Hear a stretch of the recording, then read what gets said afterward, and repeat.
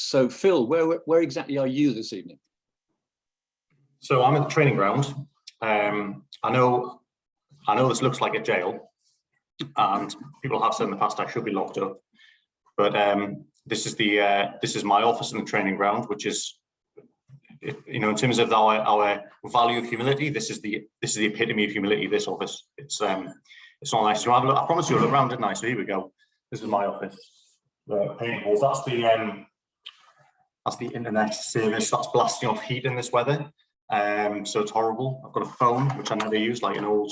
Whoever has phones like that on their desktop these days, old phone, wired phone that never ever gets used. So yeah, it's horrible. And by the way, that wall there, when I came back for pre-season, they put a nice sign on the outside of the building, which had actually covered the window. So when I came here, they basically boarded up my window. There was no light in here whatsoever. So I can't wait for our new training ground in December. That's what we're looking forward to that. Right, and you're well supplied with plugs by the looks of it, Phil. Yeah, no, tiny room, but like a million plugs all on display. There you go. Like I said, all the service is through here. So it's just on a day like today, it's miserable, honestly. Okay, look, we are really grateful that you've actually stayed. Are you the last person at the training ground tonight? So I'm not. The security guys just come in there. So what he decided was wait until we went live, then came in making as much noise as possible in the background. So apologies for that. Okay. Look, we're really grateful for you doing this and talking to Bees fans around the world. Obviously, it's 3 days until the first match of the Premier League season. That's on Friday night. It's 5 days until the start of our season with the away game at Leicester. And there's no doubt, I think, that the victory of the Lionesses on Sunday just made everyone kind of even more excited about the start of the season. And that's reflected a number of questions we've got tonight. In fact, women's football is one of the questions that people want to ask you about. I guess, though, that with the transfer window still open for another month, I think it's 11 p.m. on the 1st of September. That's probably what's on your mind most. And there are lots of questions around transfers and transfer windows. I'm going to group them into sections, and we're going to sort of go through, transfers. I've got money. People want to know how much money you're spending. Things like the Christian Eriksen section. So lots of different things to ask you about, but I thought we'd start with giving a chance to give an overview on what I've called the window so far. So a kind of 5 quick questions, all similar but slightly different. Barry March asks, what do you think of the players you've added to the squad, and will there be any more signings before the window closes? Karen Lewis simply asks, how do you think the transfer window was for us? I suppose that she means so far. Peter Gray says, with the ins and outs almost complete, has this been a successful window, and do the coaching staff have all they need? Nigel Mitchell, are you happy with the signings so far? Brackets, of course you are, but are you able to say if there are any more in the pipeline? Paul Haynes, are you still looking to make further signings before the start of next season? So pick some of those points out of that, Phil, and give us your update overall. Yeah, exactly. I can't sit here and say, no, I'm slightly disappointed with the players. I think they're not going to be great. Yeah. But I think it's been good so far. A nice blend of players, so a couple of younger ones. Keenan's Potter Hickey with loads of potential. That's great. We like that. Brentford, that's our kind of bread and butter. Balanced off against Ben Mee. Obviously, more experience coming in, which is good. So I think that's been good. Obviously, time will tell how the players go on. As always, some players you bring in, you think massive expectations, and it doesn't quite work. Some players you bring in and they surprise you, so that can happen. Really like some of the B team players that we bought so far as well. Spent a bit of money there, proper investment in that B team group. And are we going to buy any more? We need to add more in B team, and we may add 1 or 2 to the first team if we get the right players in. But we're not after numbers; we're after quality. Can you indicate what sort of positions you might be looking at still for further players? Oh, come on, Stewart, that would give it away if I start telling you the positions. Yeah. Okay, how's about this? I think we're okay defensively with goalkeepers. How's about that? Right, okay, that's good. Now, David Sissons says, which of the signings we've made in the transfer window do you consider to be the most significant? I mean, maybe that we look at that in the longer term, say? Yeah, this window, or in general, can I answer generally? Yeah, I think the obvious most significant one was Eriksen, because it massively pushed our profile to another level, and that's been helpful. So I think the long-term benefits of that, even though he's left, fair enough, no problem, he's left. will be felt hopefully over the long term. So that's good. What are the signings? Like not a signing per se, but I think extending Ollie Watkins' contract when we did was a good move. Obviously, then it was on fire the next season, and we got a lot of money for him, so that was positive. Ivan was a good signing. You know, when we did it as well, in terms of swapping him for Ollie and then keeping them maintaining our level, pretty good. So yeah, there's been a few. Good. Now, talking about defence, which you said you were basically sort of happy-ish around the defence. That's great. Neil Chippendale says the first team squad last season was a bit light and struggled when a number of players were out. Do you think we now have depth? Nigel Miller said, would we have been interested in signing Ben Mee without the injuries to Ethan Pinnock and Christopher Ayer? That's a very good question. I think we probably would have been, but obviously it made it manifestly more obvious that we should do something when we got the injury. You know, Chris has been out for a while, but with Ethan as well. So yes, I think there's a likelihood that we would have done something. So what was the other part of the question about the depth? Yeah, I mean, we've got more players in, right? So we've got more depth. We still need to, I think some players will go out still. Which ones I'm not quite sure. They were quite planet. But yeah, I think we have more depth. I mean, last year, it is what it is, right? Sometimes with depth. Depth can be a good thing, but if you don't have injuries or you don't have opportunities, people, it causes frustration, they don't get the minutes, and then you've got a bigger issue, and obviously it costs you a lot more money. So we try and cut our cloth accordingly with squad size. Okay, thank you. Edmund Peyton Walsh, have we had any offers for any players that we've turned down? In this window, I guess he means. Well, we had a few offers from Marcus Force that I turned down before I accepted one. So that was pretty normal. No, I mean, honestly, no. Okay. No, and I guess you probably mean most of the major players who are kind of first-team regulars. No. Yeah, and later on, people are going to. There are questions about sort of the policy now on recruitment in general, but we'll come to those. Yeah. A section I've called money. Nick Carthew, what percentage increase have you had to add to the transfer budget this summer?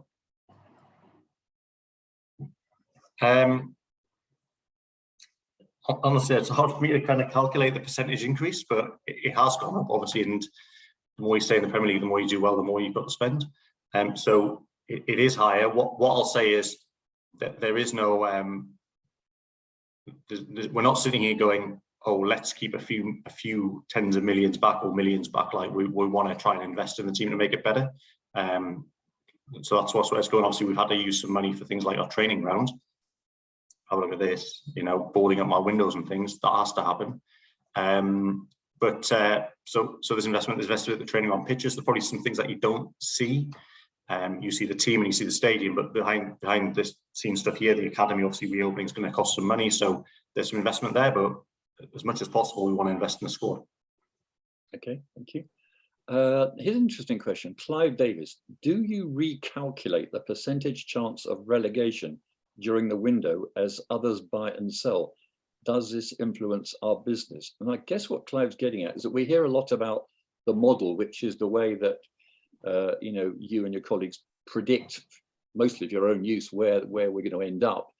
But I've often wondered, is that that's a dynamic thing? You're changing it all the time. So you have to take account of what your competitors are doing.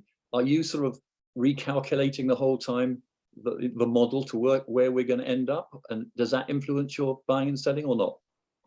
No. So we can work out our chance of staying up all through the year. So I can get that number very easily. Not just staying up, obviously winning the league. A chance of winning the league is just as important, Stewart, let's not forget. And we can, but it's not so sophisticated that we can do it on a kind of a player goes to another club or they sell a player, that we can work out the impact of that. You know, we have to see the impact on the results before we can start to have a look at what their impact is. It's always quite dangerous to start assuming that teams get better and worse when they sell certain players. So we sold loads of players in the past, and the automatic assumption is, well, if you sell your better players, they'll get worse. But we actually got better. So it's not such a straightforward thing to say player A leaves equals get better or worse. So when will you settle down on the prediction, at the start of the season or at the end of the window?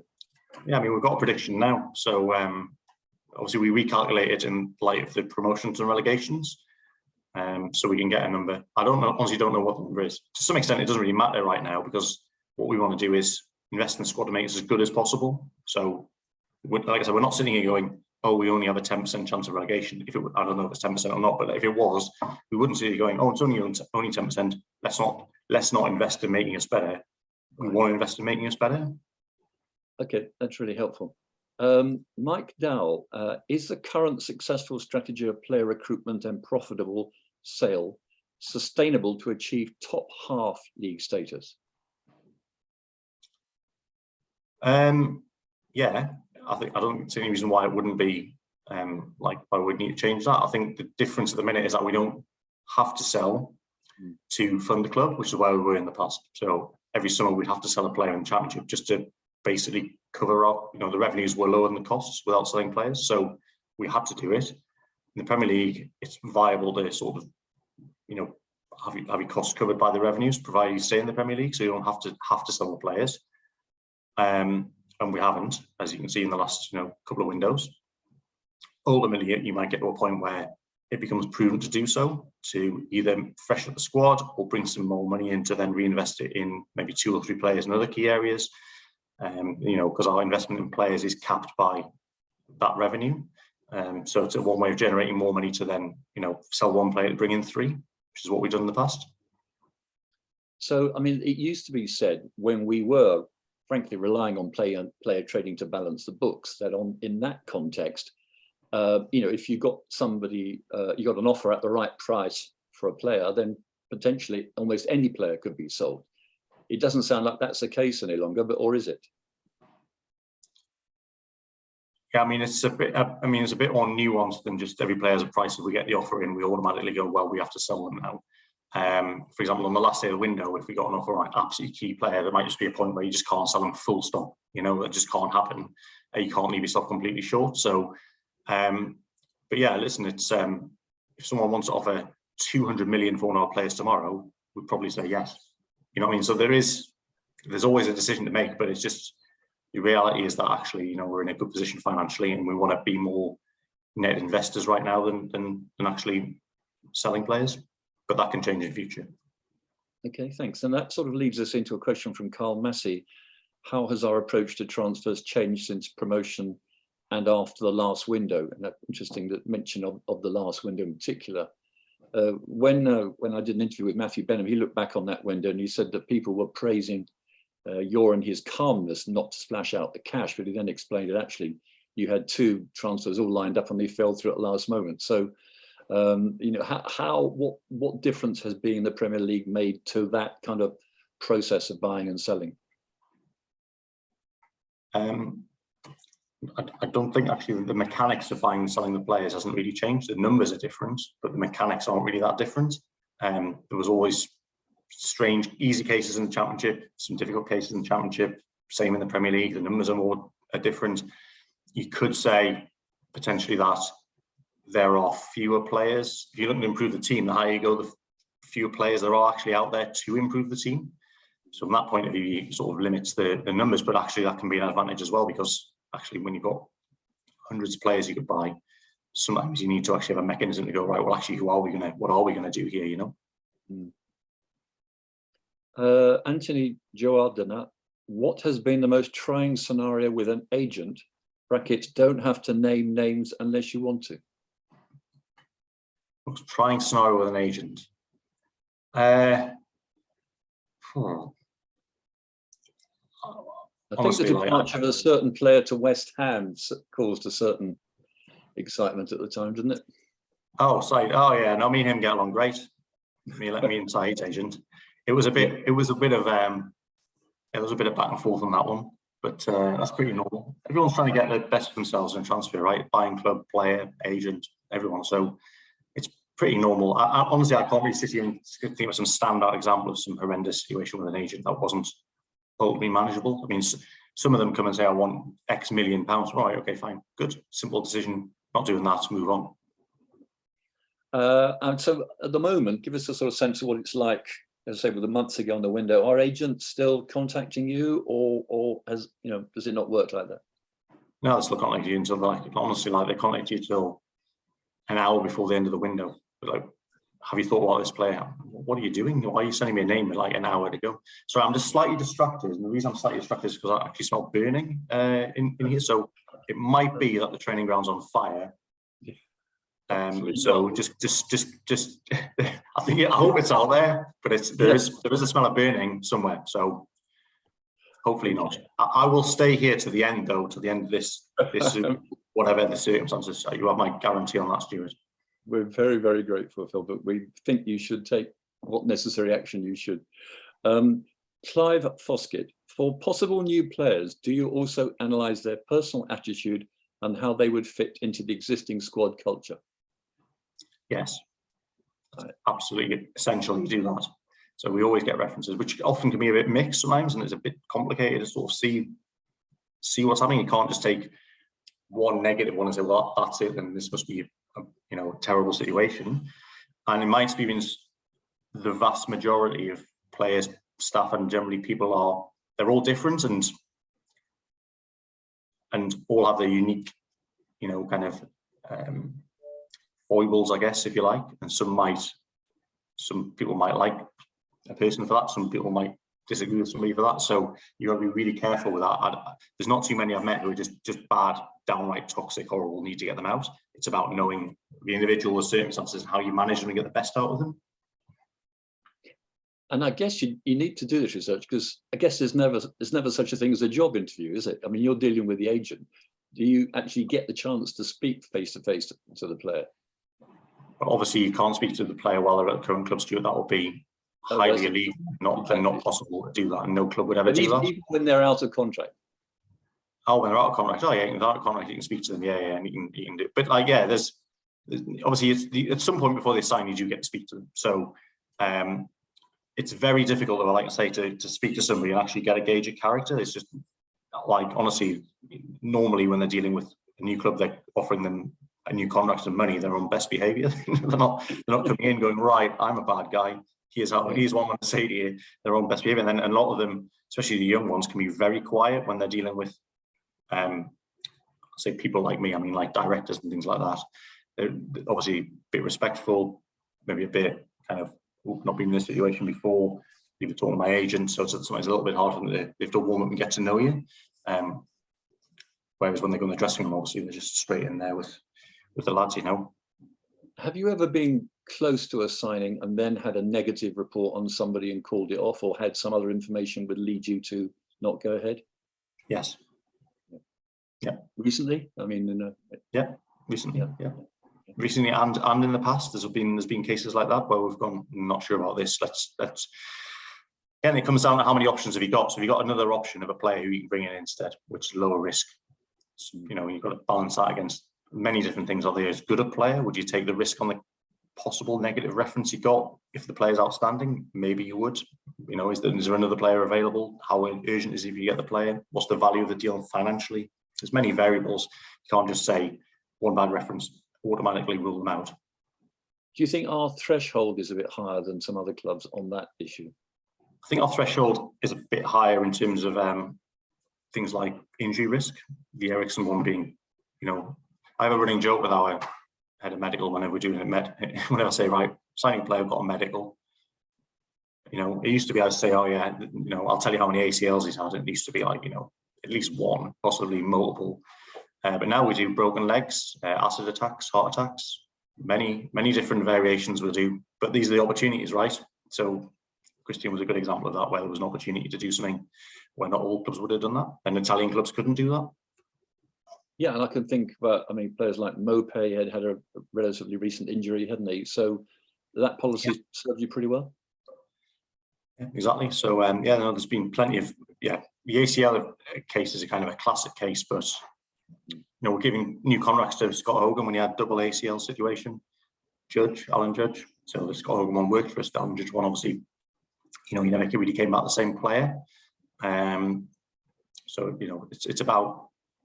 It's not. You can't sit there saying, well, we're not going to take a risk. You've got to weigh up the risk against the financial and other downsides, and then make a decision from there. But often the coin that has risk on one side has opportunity on the other one. So it's a balance. Understood. Now, another factor, of course, is the stats of a player. And Finn Byrne says, please could you explain which stats of an incoming player are most important in your eyes? I guess that's bound to vary depending on what position they're playing, but give us a sorry. No, the one that, I mean, the thing that's common with all players really, especially first team players, is are they playing games of football? I mean, that's really as simple as that. If they're not playing games, there's often reasons why, especially if they're playing in a team who's not as good as us. Probably there's a reason why they might not work for us. And obviously it flags up potentially why they're not playing. Is it injury issues? What's been going on there? So there's been some case in the past where we've signed players like Joseph Zoom, who was not really playing, but it was a PSV Eindhoven, so you get to sort of weigh that up. So minutes is key, contract status, age, length of contract, they're all key in terms of how you sign the player. In terms of, I guess you mean the things like the data around passes, shots, physical data. Yeah, it varies completely case by case, not just by position, but also by just the need of the team at that time. So, my opinion, perhaps we could do with a bit more pace in the squad. Maybe that's more of a priority for now. Maybe next summer it might be a set piece taker, maybe like more better headers of the ball. Maybe you want to get someone in who can do a long throw. So there's all sorts of different variables in play at any one time. Okay, now we move on to the black arts of the transfer window. Dan Butler, did or do we intentionally send out fake interest in players to keep others away from our real interests? No. Never, ever done that? Never done that. Honestly, I think you can overcomplicate it. Yeah. It seems almost nothing can be kept secret any longer. I can't remember a signing that hadn't somehow appeared on some obscure website. Normally, a leak from the other end. Is that not frustrating? Honestly, I do not leak stuff from my end, not at all. Right. And what about the leaks from the other end? How do you cope with the leaks from the other end? Is that just part of the business? Well, it's what it is when you can't control it, right? You'll notice that the ones who are out of contract ones, they leak a lot later. So Thomas Strakosha was basically doing a medical before it even leaked. We got really close to that time, that signing basically being done before that leaked. No other club involved, fewer parties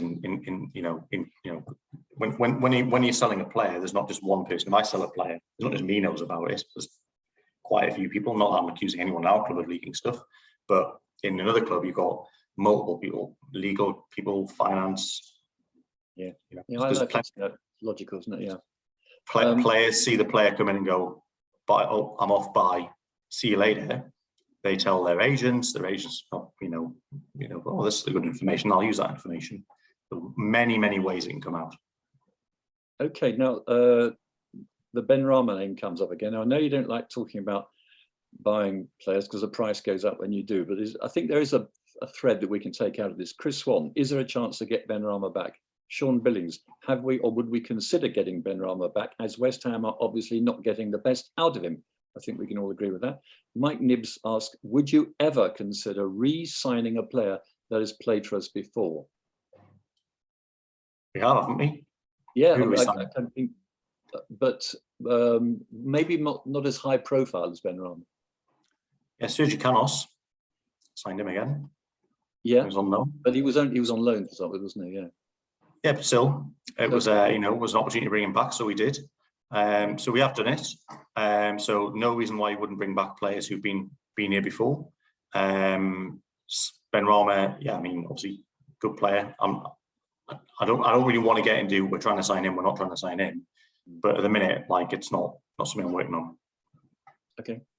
Now, coming to a question from Jens Hennenberg. I should explain, I've met Cliff Crown and I both met Jens Hennenberg at the Stuttgart game in Germany, and he explained that he commutes from Germany to England for every home match and plans to go to most away matches. So on that basis, I've allowed him a little bit of a longer question, and it's about the number of players with a Danish background that we sign. He points out that we're not unique in the Premier League. Wolves have even more players from one country, that's Portugal. And rumour has it the club is interested in other Danish players, such as Dolberg from Nice or Damsgaard from Sampdoria. Is there a rationale behind this focus on Danish players, or just coincidence? Well, it's not coincidence, because Matthew owns one of their top clubs. So that gives us a good insight into the market. I think it's just something that when we didn't have any Danish players, then obviously when I came in with Rasmus had an insight, having been at Midtjylland, into Danish players, their availability, their willingness and desire to move to England and play in England and be part of something which is trying to get us to the Premier League. So we took obviously Andres Bjelland at that point, not that he was playing in Denmark at the time, Lasse Vibe, and it built from there really. And then when you got one or two, it makes sense to keep that going. And then obviously Thomas came in, and then we signed Frank Onyeka from Midtjylland. So obviously the pathway from Midtjylland made some sense.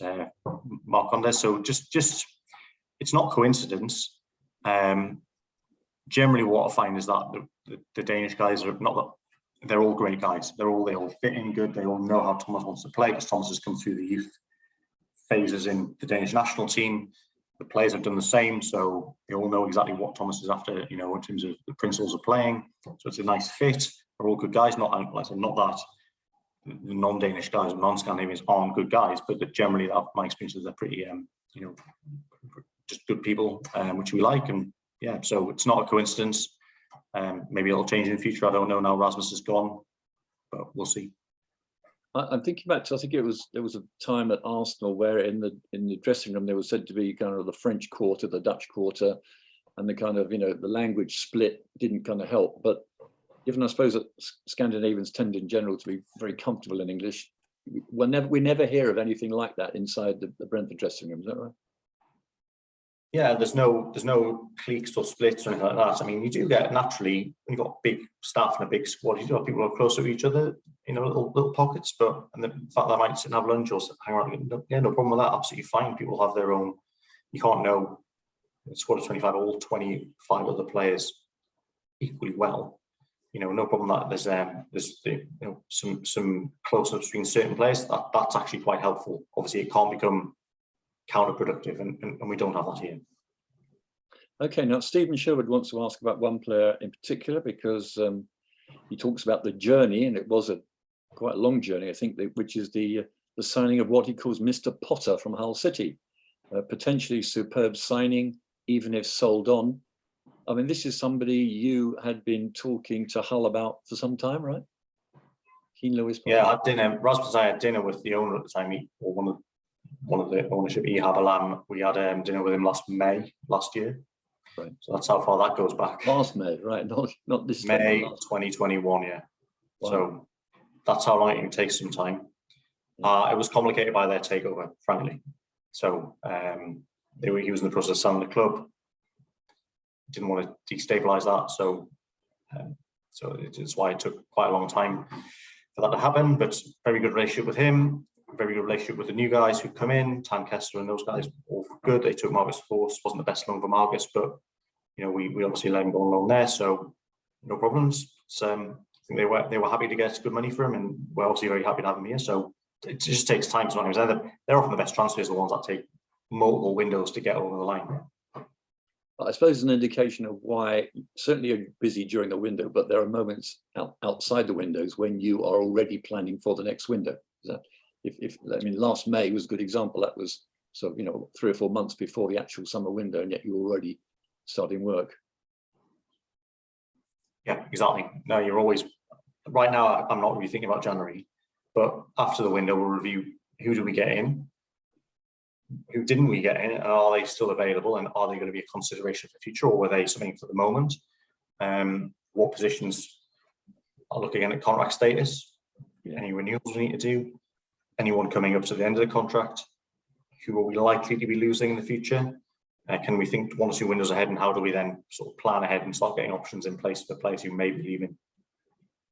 Okay, now you talked earlier about the parts of the structure where you may or may not need more people, but you won't be surprised to know that people are asking specifically about strikers. So that's Martin Kilburn and Kenneth Potter, and Kenneth asks, are there ongoing efforts to find an additional striker this transfer window? Well, again, I don't really want to go into we're trying to sign this player, that player, or the other player. What I would say in general about strikers is very hard to find a really good one who's very happy to sit behind Ivan Toney.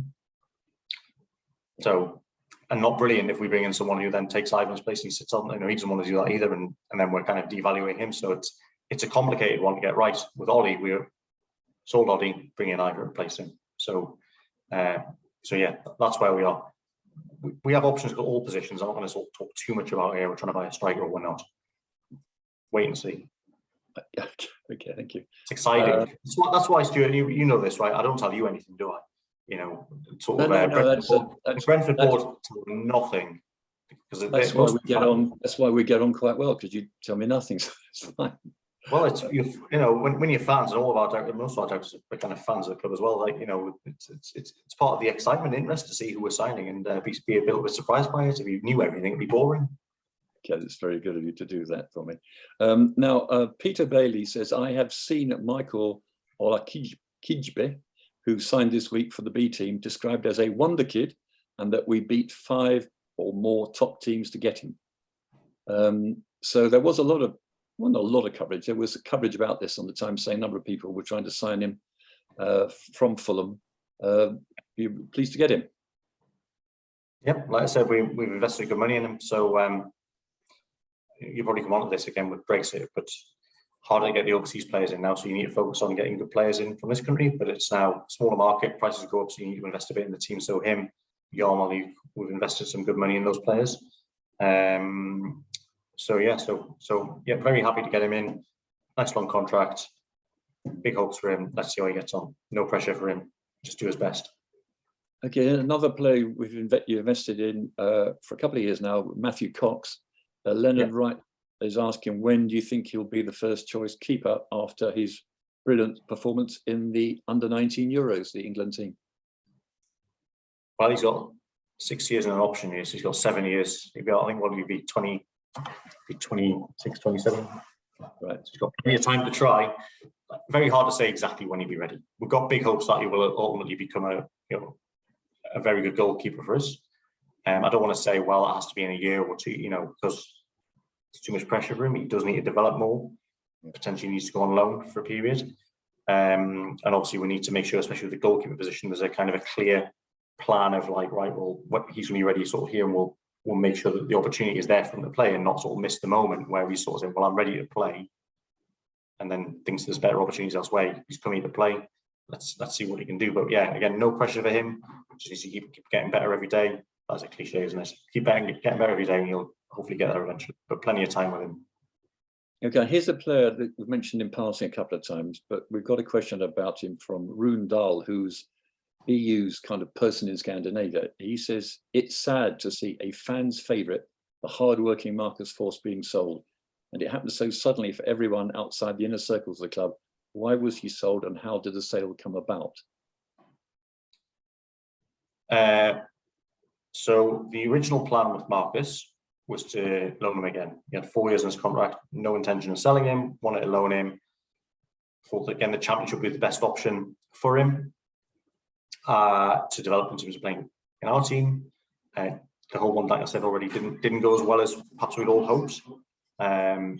So anyway, is what it is. We'll move on. We'll find another better option.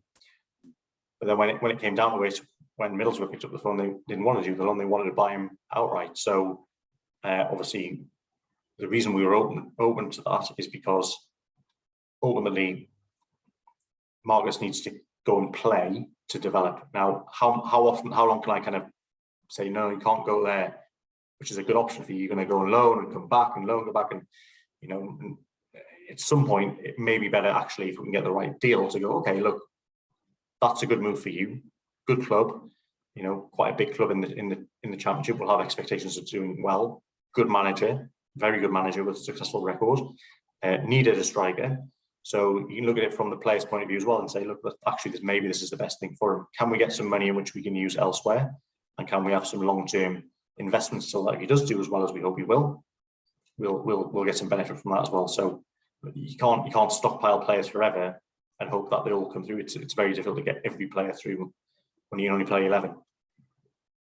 Now, I noticed when Thomas was interviewed after the game against Real Betis, he was asked about Marcus, and he said that Marcus was emotional about leaving, and he said that he was emotional too, Thomas.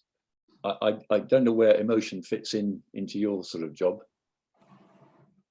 Oh no, I'm cutthroat, ruthless. Yeah. Now, I saw Mark as I came down the training ground when it had just been agreed, and I rang Tom and said, look, we'll just agree this, don't put him in training, leave him out, I'll grab him when I come down. So I grabbed him and we had a really good chat, and we were stood outside, just outside the Rob Rowan kind of debut board, and actually, we didn't intend to stand there, but actually we were, and we talked about, how he'd come through, and he'd been here a long time, and the contribution he made last year was amazing, and he'll be a forever welcome here, and a sort of a legend. So, yeah, I didn't cry, and it wasn't that emotional, but it was nice. It was a nice moment. And then he obviously said his goodbyes and was on his way up to Middlesbrough. Yeah, because I can remember him playing for the B team at Wingate and Finchley and all those sorts of moments. So you do see these guys over these years at these sort of games, and it must be quite a moment for you when they move on. Yeah, I mean, especially him. So in terms of the B team, we've never really sold a player who was a B team player. I mean, Chris Medbum, yes, but he was also part of the academy. So we've never really done that. We've always had them coming in and actually participating and doing well. So we've got plenty, I think, who've really made a contribution. Him, Mads Beck, Mads Ruslev, Bidstrup done his bit and is obviously, I think, doing really well at Northern. Paris Magoma, I think, will have a really good loan at Wimbledon. Got big hopes for him. So there's plenty of Daniel Ogo at MK Dons will go and do well, hopefully. Nathan Youngkoom. So hopefully they're going to come out back and develop. So they've all been in the process of developing and contributing here rather than being sold for big money, because we've needed them. We'll try to get them in our team, right? So the first one that's really, really sort of brought some of that investment back in, which is nice. But it's not just about selling for money. It's also about the contribution he made on the pitch. That goal against Bournemouth being absolutely massive for us, obviously. So how much was that worth? Yeah. Here's a question for you, for Russell Owen. It would be interesting to know what happened leading up to Christian Eriksen not renewing his contract. Well, that's a good question. So from my perspective, nothing happened. It was just completely radio silence. It was, here's our offer. This was before the end of the season. Here's what we can do. Here's what we think the benefits of staying here are. Go away, have a chat to your family, have a think about it. I know you'll speak to lots of other clubs. If you want to stay, you know where we are. And he went to speak to probably lots of other clubs, and then eventually chose to go to a different one. No problem. But it wasn't back and forth. There wasn't loads of negotiation, because there was no point in negotiation, because, for us, the offer we made him was obviously clearly an outstanding offer in the context of us. There's only so far you can push it when you eventually it becomes just like, we just get beyond our means. Simple as that. If we start getting into a bidding war with Man United, we're not winning that. So yeah, very simple process, very open relationship with him. This is where we are. Good relationship with him and his agent, no problem. Chose Man United, fair enough.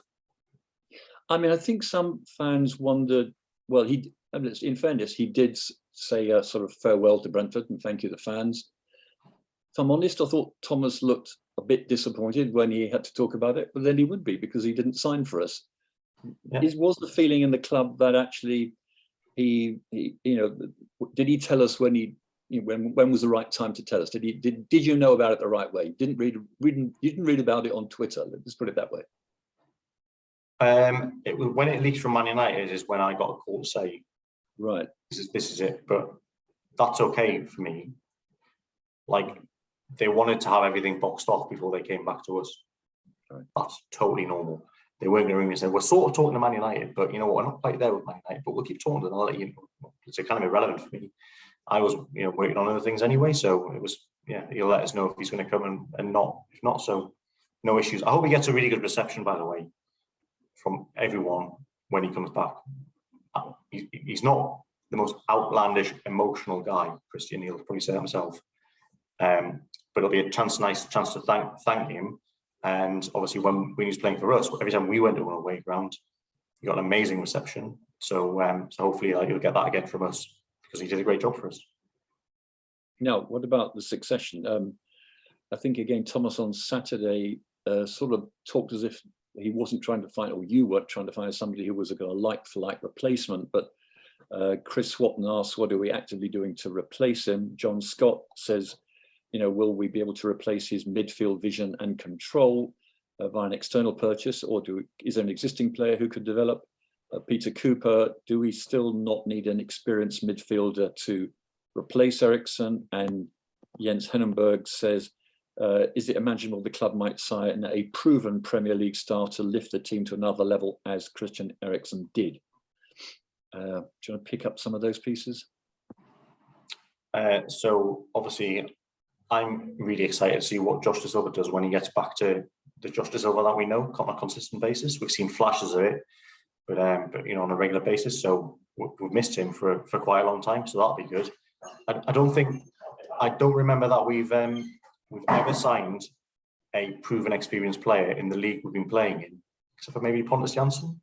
He's the only one. Christian's a slightly different case, obviously. But Pontus was only proven in the Championship, wasn't he? Yeah. That's what we were in the level we were at the time. We weren't signing an experienced Championship players. It just didn't happen. Yeah. No. And we bought David Raya as well, but he'd not been a long time in the Championship, so we just never do that. It's just not our. It's just not our kind of. I won't say not our style, but it's more practical than that. Actually, we could sign 11 proven Premier League world-class players. Yeah, we'd do that, but we can't.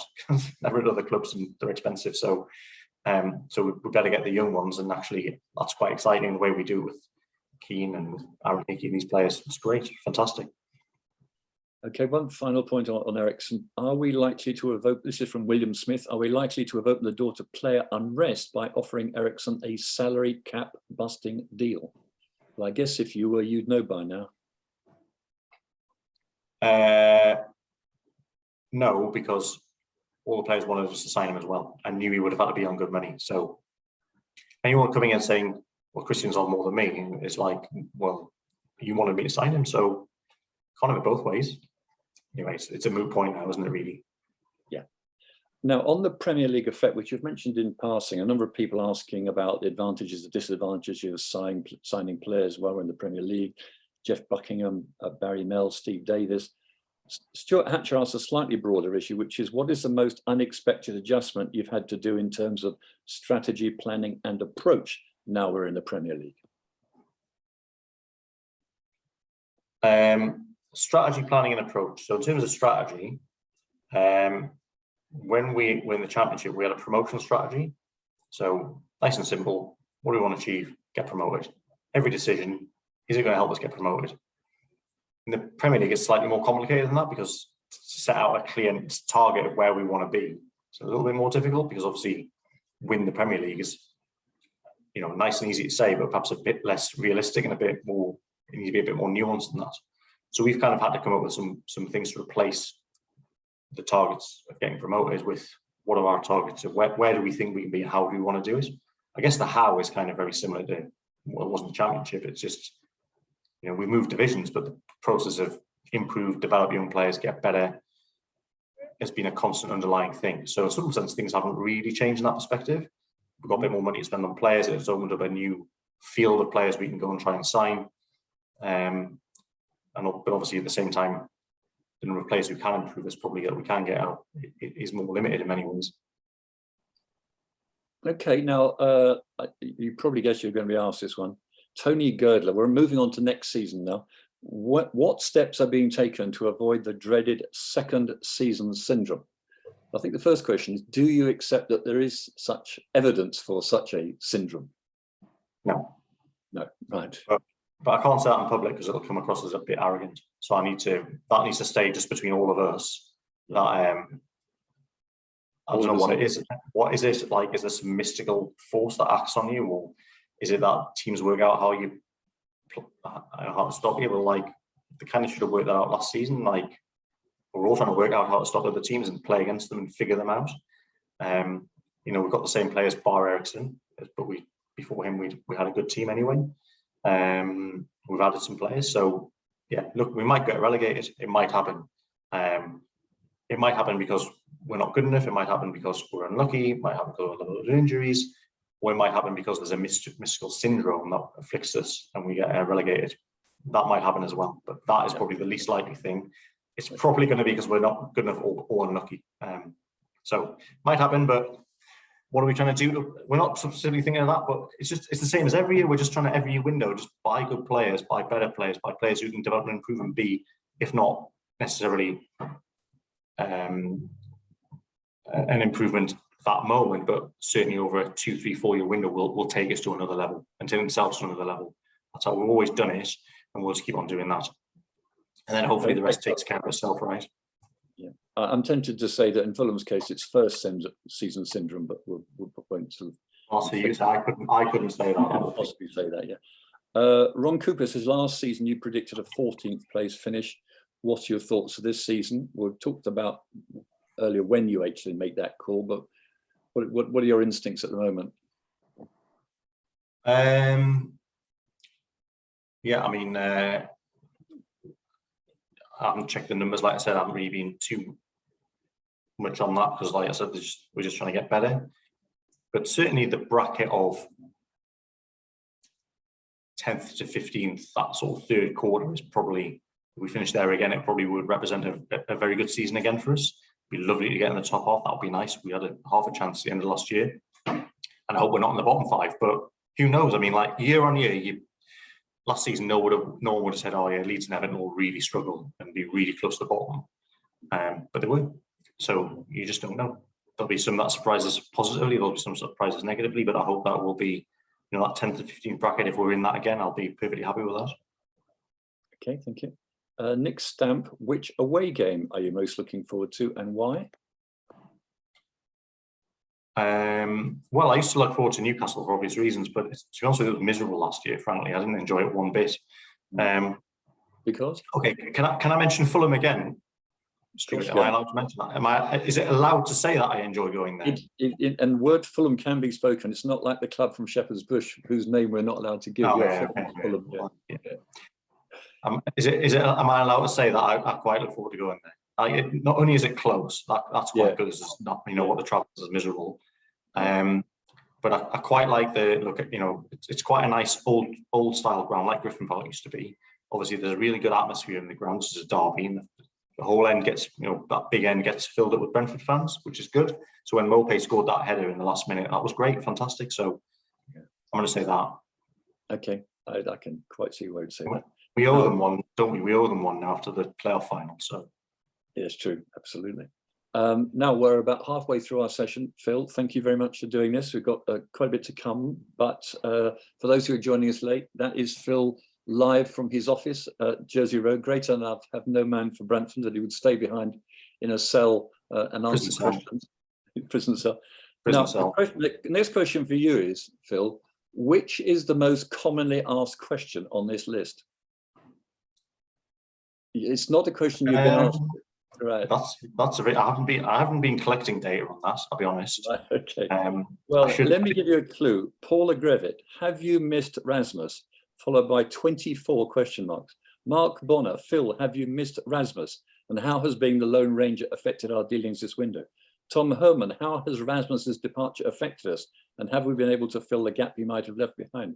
Carl Smith, with Rasmus now departed, how has your task of dealing with agents players evolved? Are you doing double the work, he asks. Peter Watkins, how has the departure of Rasmus affected the organisation? And what have you done to fill the gap? Mark Cruz, does Rasmus leaving have impact on your role? And did losing him mean we lost anything we can't replace? And I can see in the chat, Tony Ryan is saying, hi, Phil, you and Rasmus are very different. And I think he said you both brought something different to the role. How hard has it been to adjust doing the job alone? Are you enjoying it? So there's a thread, there's a theme there, isn't there? Obviously, there is. That's a very popular question. That's almost like people are worried about me, actually, that I'm somehow, now I'm on my own. I am on my own here, apart from the security guy and the fire. And the server making a noise and being hot. If he was here, the answer would be, of course I don't miss him. I'm glad he's gone. That would be, if he was sitting here now, I'd have to say that. Yeah. He brought a lot to the club. Now, this is, he's not, I presume he's not on this call. I would imagine he's not on it, but he brought massive amount to the club. He helped me massively. We were totally, we had, you know, we were able to share the role quite well. So he is missed. However, we have mitigated that risk by I took some time after January to look at the department and restructure it. So quite a lot of people report to me, but I've restructured it in a way where I've only got Thomas, Ben Ryan came in, Lee Dykes became technical director. I have Lisa Skellhorn, club secretary, reports to me as well. And ultimately, if we have an academy director, they will report to me as well. But Ben came in and actually take took some of that, you know, filled not directly what Rasmus was doing, but filled a gap that I thought that I probably didn't have the skill set to fill myself. Whereas signing players is pretty much my bread and butter. That's not an issue. There's no impact on that other than I do them all now rather than me and Rasmus sharing. But I've made more time for that by offloading and delegating a little bit more to Lee and a bit more obviously to Ben as well. So we've brought in different skill sets to kind of, you know, recognizing that there's plenty of things that I'm not good at and making sure that other people are doing that. So I think we're in good shape with it anyway. And obviously it hasn't stopped us signing players. I mean, that's just happened anyway. So buying, selling players isn't the bit that's needed looking at. You know, me and him both today, and now it's just me. And also I got a bit of help now with Lee, and he's taking on a bit more, you know, some B team players, and I'm also helping develop him a little bit in that area, giving a bit more sort of a steer on it and help in terms of the nuts and bolts of it. So yeah, it's working well. Do you want to just say a word about Ben Ryan's background? Because it is interesting that he's best known for his work in rugby, and that's been kind of praised as an innovative appointment by Brentford. But do you want to say a bit more about what was on your mind in asking Ben to join us? Yeah, I like that. I like that we get something that it's not designed to be innovative. I don't go, this is going to be, we're just going to do it to be innovative or different. But I like that there's no boundaries to what we can do. So Ben's background was he was a rugby coach. He coached the Fiji Sevens to Olympic gold in 2016. That brought him to our prominence because he's a Brentford fan. So he came to, actually, because he was English, he came to the national attention then. And he's a Brentford fan and a season ticket holder. I hadn't actually met him myself until other people in this department, in the football department, had met him. I hadn't met him probably 4 months ago. Liked everything he did. Obviously, he moved on from the coaching rugby, but I liked the fact he had a coaching background, you know, because it doesn't matter what the sport, coaching is coaching ultimately. So the skill set, the techniques are very similar. So you can really empathise with Thomas and the coaches and what they need. And he spent the last few years working across a whole range of sports and areas, advising and assessing and being involved with, you know, I think he was involved with Nike for a bit, just seeing what's coming down the track and helping these sports be at the highest possible level. So I had just a wealth of experience across many different things. But I did a process and we had 200 applicants and met loads of other good people as well. So, you know, we made some contacts there. So the whole thing was a good process really. And he's done a great first month or so. Is it a month? I think it's about a month. Or 2 months now, whatever it is. And he loves it. So, and he's a Brentford fan. That's no bad thing, I think. Okay. Now, one other one, because again, I haven't got a question on this, but I think it's probably worth highlighting. Justin Cochran, again, quite a lot of in the sort of sports press, a lot of surprise really that he would leave Manchester United, where I think he was in the academy, to join us. So, what lay behind that appointment? So, first thing to say, our current coaching staff, excellent, great, love them, fantastic. Just felt that we needed a couple of, you know, another person coming would have a role, as in there was work to do, you know, to help. First of all, current coaching staff came in with maybe a slightly different background and angle on things, and could add, you know, to that. It would maybe a bit of freshness as well. You know, you want to, every year when the players come back, it's good that there's something slightly different. Some years in the past, it's been, we've got a new coffee machine. Some next year it might be a whole new training ground. It'll be something different that keeps it all good, and you want high quality people coming in. He took the head of coaching role. Obviously, knowing the academy was going to be opened, it was helpful to have somebody coming in with a head of coaching hat on, so that he can. One of the rules of being in the academy is you must have a head of coaching. So automatically tick that box. Plus, he'd done that role before in Man United and knew the academy setup, and he can help a little bit with that kind of advising us on that. So that won't be his main role, but it'll be certainly something he's contributing to.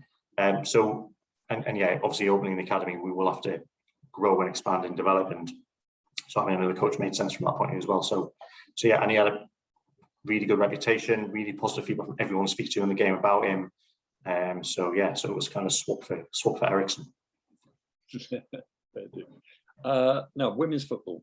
Graham Hancock, what is the target date by which Brentford women will be playing in the WSL, Women's Super League? So the straight answer to that is there is no target date. They're currently in the 6th tier. They've been, when I first came here, they weren't really officially part of Brentford. We have brought them as part of Brentford in the last couple of years. We do support them. We've done more and more with them over that time. It's growing and growing in terms of the funding, but also access to facilities. So they've used our training ground, this glamorous, I mean, not this office, obviously, they would never be seen dead in this office, but the good facilities, they've started to use those on a regular basis. So that's good through pre-season and then through the season. So opening up access, the new training ground, they're not the one that's being built this year because that's a temporary facility for a few years, but the ultimate building that we want to build, the facility we want to build, has provision for women's football in it as well. So sometimes it's not just about we want to be in the WSL and we want to, like, we're going to get there tomorrow. Actually, what you need facilities, you need to, be able to kind of grow it in a step-by-step way, which is exactly what we did with the men's team. So, and with the men's team, we didn't have a target. We want to be in the Premier League, but it wasn't like, right, we're going to do it in 3 years. We'll be in the Premier. No, we're going to grow it step by step, slowly, and we'll grow it, and we'll support it, and we'll do what we need to do. So I know it's a hot topic right now, and it's a big thing. I mean, I think we did a great thing with the, having the, not that we did a great thing, but it was a great thing to have the Women's Euros at our stadium, and it was a good for our kind of profile as well. We can probably do a lot more building on that as well, and I'm sure we will. But the straight answer to the question is there is no right WSL has to be by this date. We obviously all want to climb the pyramid and get better and better, and yeah, provide a pathway for young footballers as well. Okay, I'm going to move relatively quickly now through quite a few different areas to try and squeeze as many in. Here's a question about Jersey Road, where you're sitting. To what extent do the current training facilities have a negative impact on our ability to recruit top quality players? Well, you can see they have a negative impact on me. So that in itself has a knock-on consequence. Yeah, but they're not all they're not required to sit in your office too often. So with players, I never ever bring them down here until they've signed. So Aaron Hickey, his agent said, "Oh, before we'd signed, can you go and see the training ground?" Yeah. I said, "No, this is a disaster. What am I going to say here?" Said, I had to think quickly about it. I said, no. There's a lot of redevelopment or rebuilding the training ground right now, and there's a big pile of sand out behind this window. We're doing loads of pitches. It's dangerous construction site. You couldn't possibly go down there. It's really dangerous. So I'll tell you what I'll do. I'll send you the drawings for the new buildings. Luckily, his dad, who was also interested in this question, is a quantity surveyor. He was delighted to see all the plans and the design for the new train. He was right with the street, so I was able to kind of do it. Yeah, I covered it off. And then obviously when he came down to sign, I got him to sign the paper and went, "Yeah, there's our training ground, by the way."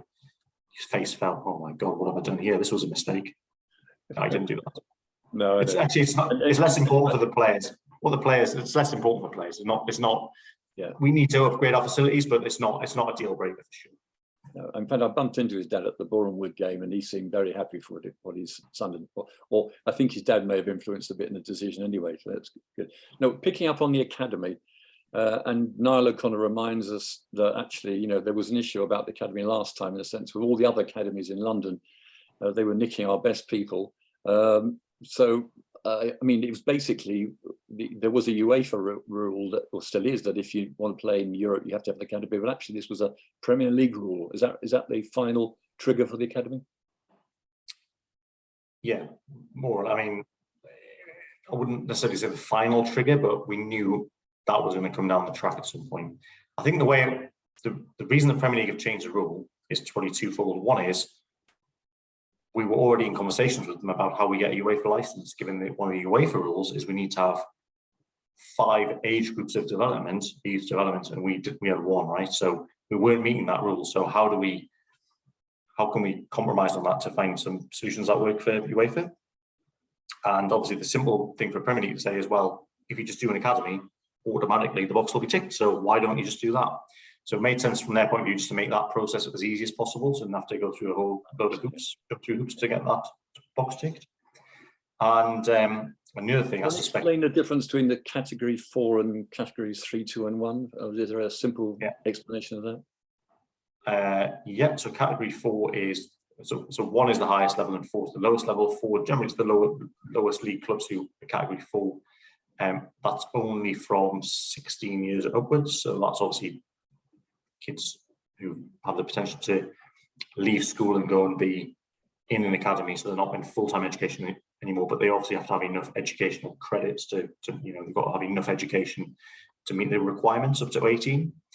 So they're not fully out of education, but they can predominantly focus on football, whereas obviously under 16 is school age kids who have to be in school 9 to 3:30 or whatever it is in their school. So Cat 1, 2 and 3 would be ages 9 to 15, 16, and then it's like when they've done their GCSEs, 16 above would be also in Cat 1, 2, 3, 1, 2 and 3, but in Cat 4 you're only at that 16 and above age group. So that's the difference. So we're going to go Cat 4 to begin with. We have to be Cat 3.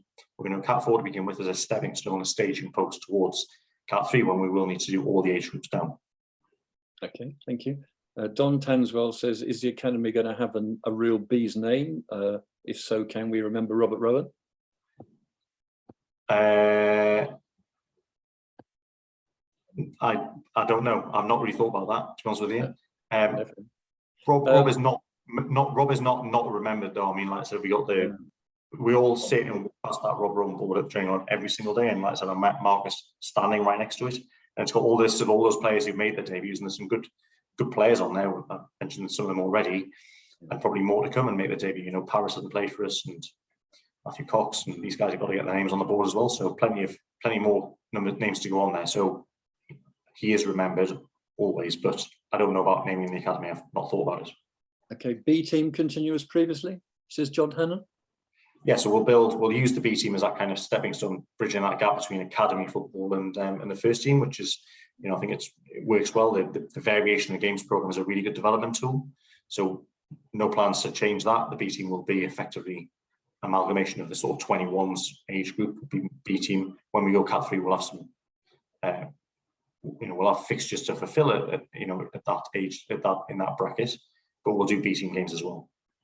Okay, Sharon Wright asked about which Brentford players, young Brentford players, you're most excited about, but actually you covered that earlier. We're listing out all those people who are out on loan. I think would probably be some of the bright young players you're thinking about. Moving on to scouting, Frank Carroll, who runs the Irish Bees, is there any scouting done in Ireland? If so, what's the likelihood of signing an Irish player sometime soon? Alan Judge remembered. Because I mean, yes. I think Ogbeni, who went to Rotherham, is actually getting quite a few starts now. Has actually played for the Irish national team, hasn't he? Correct. We do scout in Ireland. We signed Ogbeni from Limerick, I believe. Came in our first team squad. Didn't quite work for him on loan. Didn't quite have a good loan. I think it was Exeter he went to. And then with Rotherham, again, an example of a player. Okay, we'll let you go permanently and go make something of yourself. Good luck. And it's shown that our recruitment was a good decision in that case. Obviously, we kept him where we are now. We perhaps wouldn't have been playing for us in the Premier League, but he's doing well for himself, and maybe he can progress to that level. I think I saw that Swansea were interested in him, so definitely can keep going, and maybe he'll be there with us one day. But so he's a good example. Val Ododokin, who we signed, I think from memory last summer. I can't remember all the players in every window, but beating left back we bought from Ireland. So yeah, we are scouting in Ireland. Yes, we do bring players over from Ireland, and I think it's also easier now. But the Brexit is actually easier to get them in the country as well. Frankly, that's true. Simon Hayes and Nick Randall asking about untapped markets or exploring other markets such as Mexico. Again, because Europe is so much harder. I suppose Ukraine probably falls into that category, does it? It does. That's quite complicated. Yeah, I was going to say, yeah. Thanks for picking the easiest possible country for me to focus on there, Stuart. I like that. All the countries in the world. Maybe North Korea, we could do that one, maybe. Well, it's just that we've signed one player and there's rumours of signing another player. So actually, those are relatively untapped. But of course, there's a whole dispute between Shakhtar Donetsk and FIFA and all that. It's not simple, is it? No. No, and I have some sympathy for Shakhtar's position on that. So they've got to do what's right for them, protect themselves. They're in the Champions League this year. They've got to put a team out on that. So yeah, it's obviously massively complicated situation, terrible situation for them to be in, really. But we're not there deciding to kind of go in there and take advantage of that for sure. If there's a way of doing a deal with clubs in Ukraine that is the right deal for them, and they bring some money in and they use that for whatever they need to do, then fine, great, that's good. what I'd say is it's not so easy to just go into a new territory and go, we're going to be great in Mexico, because there's all sorts of, you've got to have people on the ground knowing the landscape, the politics, the culture, the how you do deals, where the young players are coming from, who represents them. Contacts and connections is everything. So it's not just so simple as kind of watching some Mexican games and going, that player is good, we'll get him. Because even if he is a good player, and even if he does, even there's a genuine interest, getting the deal done is actually often a little bit more complicated than that if you don't know the right people. Okay, try to speed up a bit from my end anyway. Loans, Simon Radford, we've had mixed results from loaning out our young players. I think probably we've covered that now because you've talked about the loan, but what about... I agree we've had mixed results. It's not easy though. Yeah. But what about the player loans in general? It once was the lifeblood of Brentford, then we stopped doing loans altogether in terms of loans in. Do we have a policy on loans in now?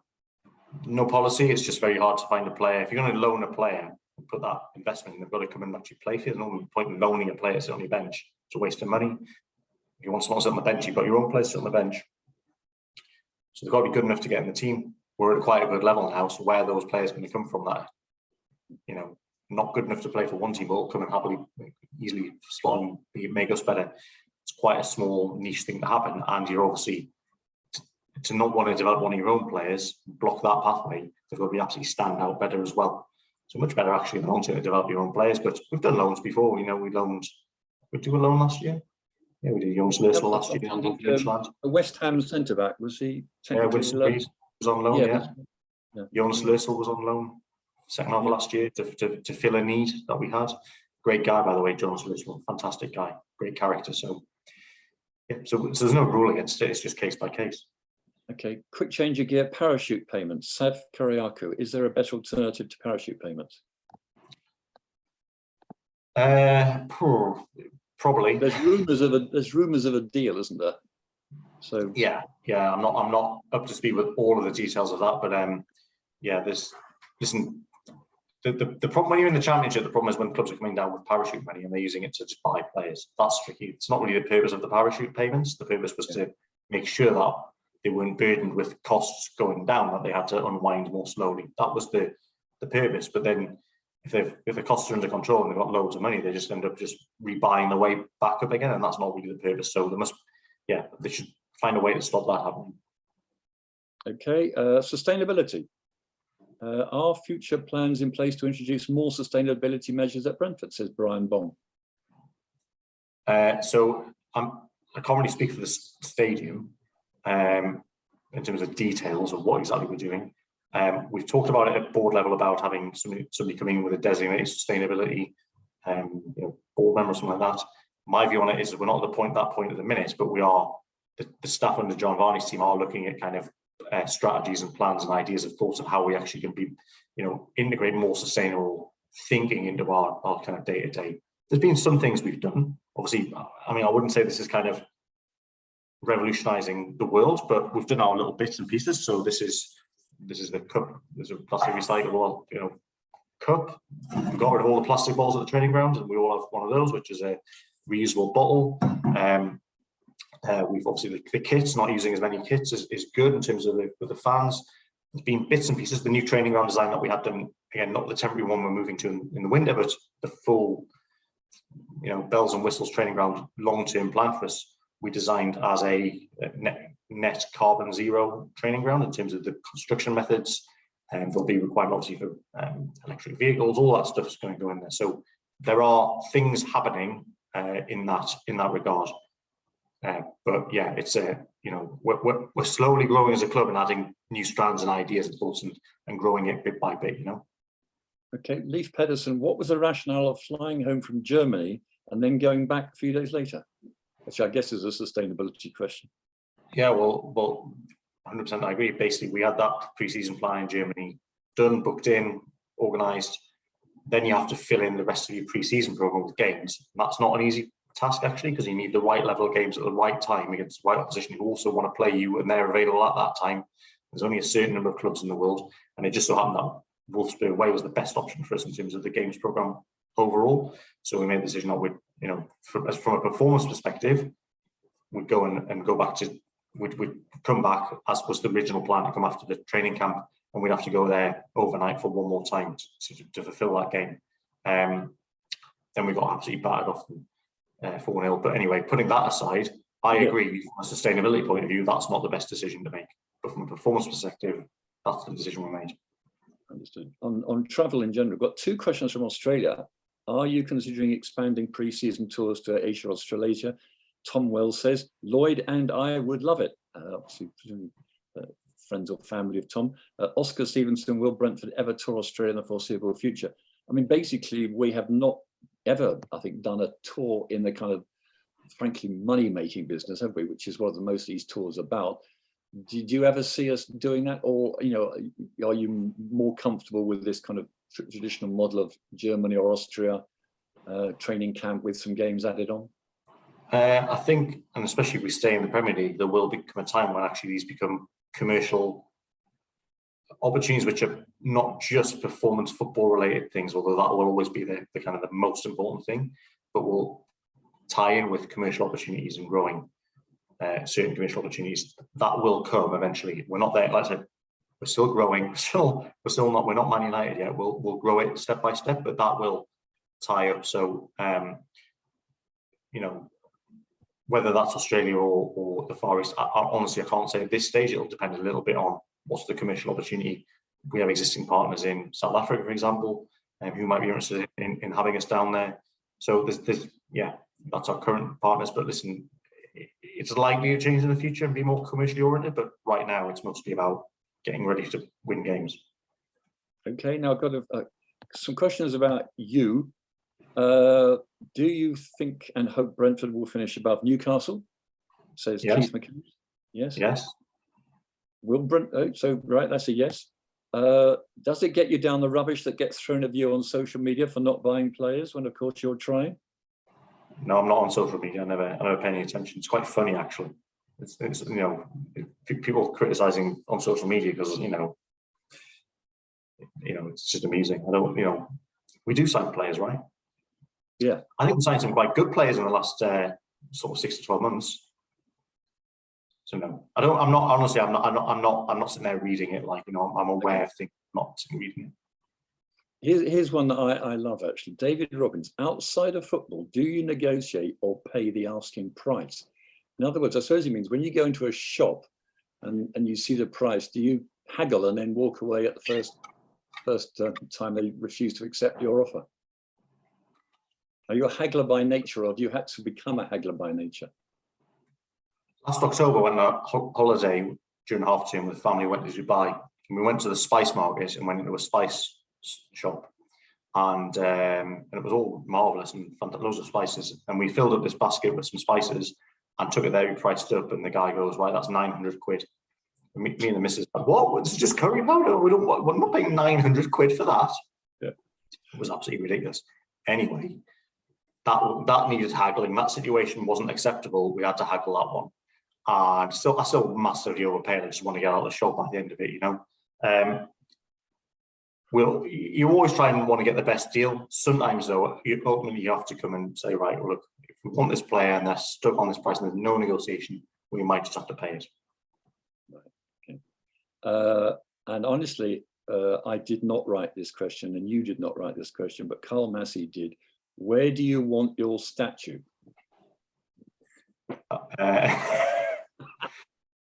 Right. In this obviously in this office would be the best place. I want people to look through the glass of this door and look at and see that I'm actually here. Look, that fills in working hard, but actually I'll be off probably in Dubai or something like that, wasting my money on spices or something like that. But it'll look like I'm here.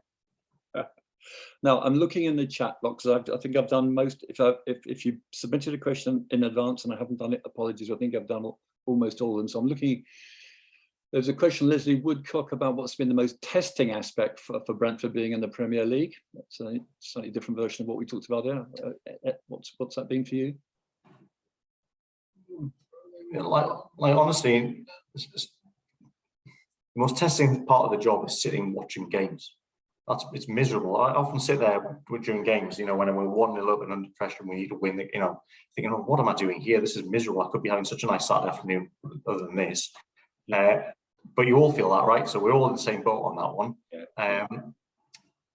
So yeah, that. But I mean, like, you can't complain when you're sort of in a Premier League where we asked to be. I didn't. No one forces me to do this job, so I can't complain about it. It's just enjoyable, most of it. Sure. Robert Smith, this window we seem to be signing player for longer contracts up to 6 years. Is that right? Why the change in approach? Good young players, give them time to develop. Lots of time in the contracts. You could see someone like Keane really growing and developing over that period, making a real big contribution over a long period as well. So fantastic. Yeah, even the sporting director of football at the Premier League messaged me after Matthew Cox's one, 6+1 years, saying, "Wow, never seen that before." All right. Yeah. I'd like to be different. Yeah, Andrew, I think Ellery Olcombe was on a very long-term contract a long time ago, but he's on loan, so now. And look at how long it's taking him to kind of grow and develop and have a good loan at Bromley and come back, and now go to Crawley and start the game. And unfortunately got a slight injury, hopefully he'll be fine. But now in League Two, and he'll keep developing and growing, and let's see how he gets on. You know, it just takes time. Yeah. Stephen Foy saying, with Pontus, Zanka, Christian Eriksen and now Ben Mee showing how older heads can steady a ship and calm younger players, would you look at bringing in an older 27 to 30-year-old frontman to have as a backup should anything happen to Ivan? If they're absolutely outstanding and really cheap, yeah, why not? Fantastic. There's no policy against old players. Unfortunately, those players in that age bracket are, if they're good enough, they want a lot of money. So again, it's like kind of constrained a little bit. And if they're not good enough, no matter how old you are, you're not good enough. So. Okay. Thank you. Stephen Foy. Now from Sean Billings, he's asked about the academy. We've answered that one. Can we make money from loaning players as a business model, which I think everyone assumes Chelsea must do? Is that part of our business model now, the loans, or is the revenue not significant in truth? You don't make money from loans, not the way we do it. Okay. Loans are a development tool for players to come back and play for our team, not necessarily a sales pitch. I mean, like the players who've gone on loan, like if we didn't make money from Marcus going to Hull, for example. You didn't know, right? They pay a contribution of wages and we pay the rest. So. John Gosling asks, will the academy cater for boys and girls? Well, so we're going to set up what we have to do, which is a Cat 3 boys academy. I'm certain that over time we'll look again separately at a girls academy. At the minute, obviously, the community sports trust do a lot of good work, and that develops players. And then there's a potential pathway through into the women's B team, and they go to do trials, and they can potentially play there. I think we can strengthen that pathway as well. I'm not personally involved in running the B team. I have plenty to do here. So the answer at the minute is there is no plan, but I can see it happening long term. Okay, Stuart Hatcher, what does success look like for Phil Giles and for Brentford Football Club? Tell Stewart he has too many questions. Honestly, so many questions. It's only his second, yeah. Honestly, Stewart, you could just email me that. Okay. What does success look like? Yeah. Honestly, I don't know. It's really hard. Success is winning the Premier League, but probably won't do that. So what about the Champions League? Can we do that? Very difficult. Can we get Europa League? Can we win a cup? I think Thomas would like to win the EFL Cup. Okay. Sean Billings, should the window close before the first game of the season? It did one year, didn't it? Yeah. I was really shocked and miserable. I found out it was the 1st of September. They've extended it 24 hours this time, just for, I don't know, just to annoy me, I think. Anyway, yes, it probably should, but it doesn't really matter. Okay. Robert Smith, I think it's his second question. How's Matthew Benham? Is he very happy with where Brentford FC are? And I did have another one earlier, which was, does Matthew sign off on all the transfers? So give us a quick couple of points about Matthew. Is Matthew happy? Was that the first part? Sorry, Stuart then messaged me just now. It pops up on my screen. Thanks, Stuart. That's the is Matthew happy? Was that the first part of the question? Was Matthew happy? Yeah. Well, how's Matthew Benham? And then he says, is he happy? Oh. Yeah. Oh yeah, Matthew's absolutely very happy. Living the dream, Matthew, isn't he? So yeah, he's perfectly happy. Does he sign off on players? So right, so this slightly complex answer is the board sign off on players, because that's the board's responsibility, that gets delegated to me. So I sign off on players, and I sign all the contracts when we sign the players. However, as the owner, clearly has an interest in who we're signing, not only as an owner, but as a Brentford fan. And so I will speak to him and pick his brains quite a lot and say, what do you think about this player before I sign it off? And for example, if he said, no, I don't think you should sign him, and I signed him, I probably wouldn't be a director for very much longer in that instance. So there's the real answer. Yeah. Now, couple more. Clive Longhurst, what is the most ridiculous press report you've seen about a potential Brentford signing? Any rumour you want to put to bed as untrue? There are players who you see pop up immediately and you think, what? I never heard of him. Sometimes their agents call me and say, you interested in this player? I'm like, who? I've never heard of him. No. Yeah. Okay, let's just begin to come towards the end now. Pat Sutton, this is a sort of bit more reflective. In your 7 years with the club, how would you summarise your time here on a personal and professional level? And Stewart Hatcher has now reframed his question as what would success look like for you? So reflect on your 7 years and what you'd like to achieve now. Massively enjoyable, learning curve, learned some things here which I could take elsewhere, knew some things elsewhere which I brought here. I think I'm actually quite experienced in the job right now. I've done it for quite a long time. Really like how we structured and how I can kind of influence the club and be part of it and help other people do their jobs well. And ultimately that's what you need to do, because they're the ones who actually play or get the players fit or treat them or whatever it might be. So love all that bit of it.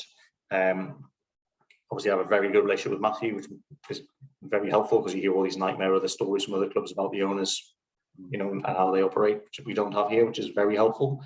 What does success look like for me? So it would be nice to win a trophy for Brentford, the first trophy, proper trophy.